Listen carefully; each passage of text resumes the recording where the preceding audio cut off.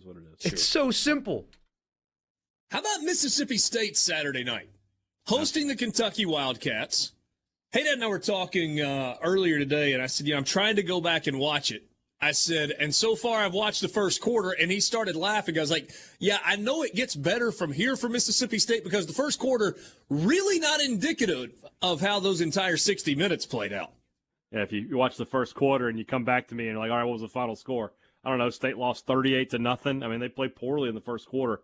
But, man, once the second quarter started, everything clicked like it has not clicked under Mike Leach ever. This was the best performance of the Mike Leach era, better than LSU.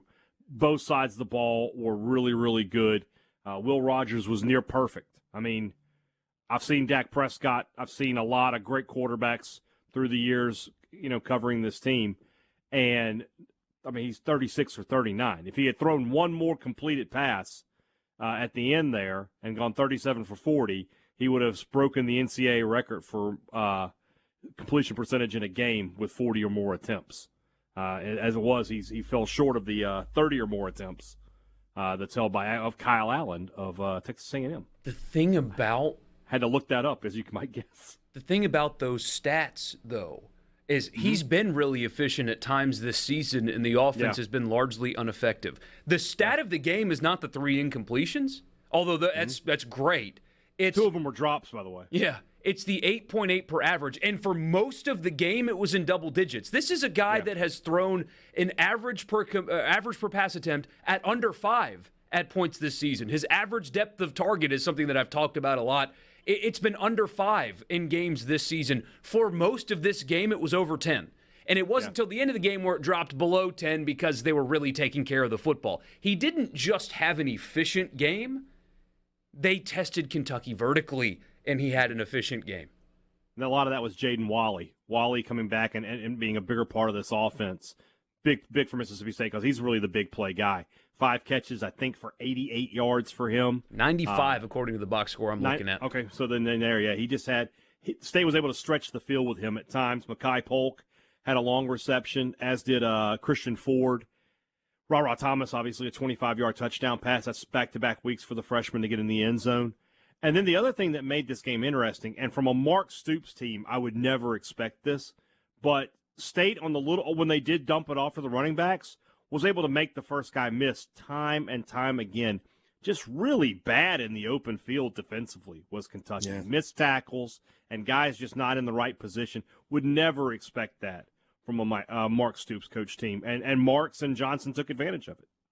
Yeah, and I mean, you think about Kentucky's reputation. It's, line of scrimmage, tough on defense, run the football. And so, yes, I completely agree with you that kind of goes counter to what you thought you knew about Kentucky going into the ball game.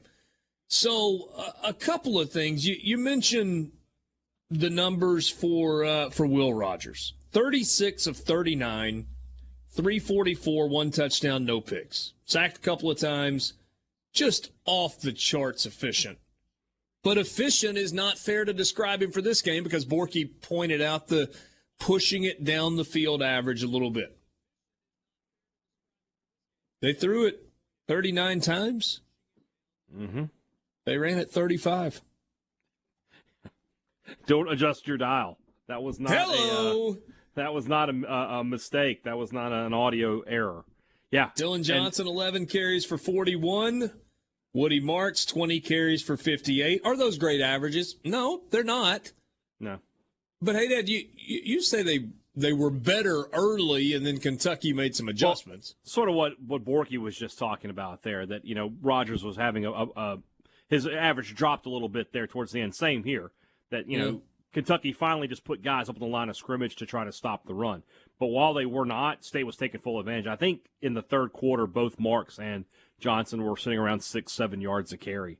And, running the ball, I think, you weren't here on Friday, so maybe it was Borky, but maybe it was you earlier in the week last week talking about needing to run the ball in the red zone. Well, I mean, between Marks and Johnson, they had 4 touchdowns rushing and had 2 wiped off the board. So it could have been more. So they ran the ball in the red zone. They were efficient in the red. Everything State needed to do in this game, if you had come up with a checklist on Friday, they hit everything.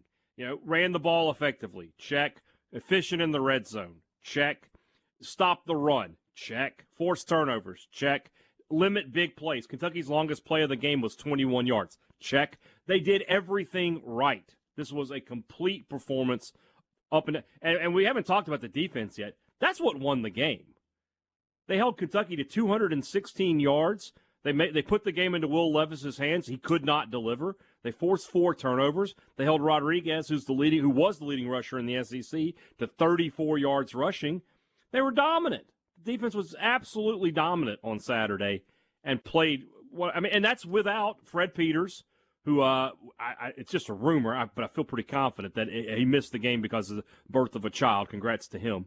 And then Martin Emerson going out. Yeah, Martin Emerson going out on what, like the 3rd or 4th play of the game? Yeah, on a targeting call. Man, and so, I get the rule, and I understand the application of the rule is by letter probably the correct call. That play should not get a player kicked out of a game. That goes back to what we've been talking about. We hate the rule, though, but I mean, like, yellow it card, checked red every card, box. Right, that's what I'm saying. The application, I get it. Yeah. But that play, defenseless player leading with the crown of your helmet, I mean, that should not get a guy kicked out of a game, though. That is not malicious. He was not trying to hurt somebody. Yes. Exactly. So that was, by the way, the crowd reaction. Like when that hit happens, it's like everybody in the place goes, "Ooh!" That was one. Here comes the flag. Yeah, that's exactly my reaction to it. I was like, "Ooh, oh, there's a flag," and I looked at it for a second. I was like, "Yeah, he's getting kicked out because he lowered his head."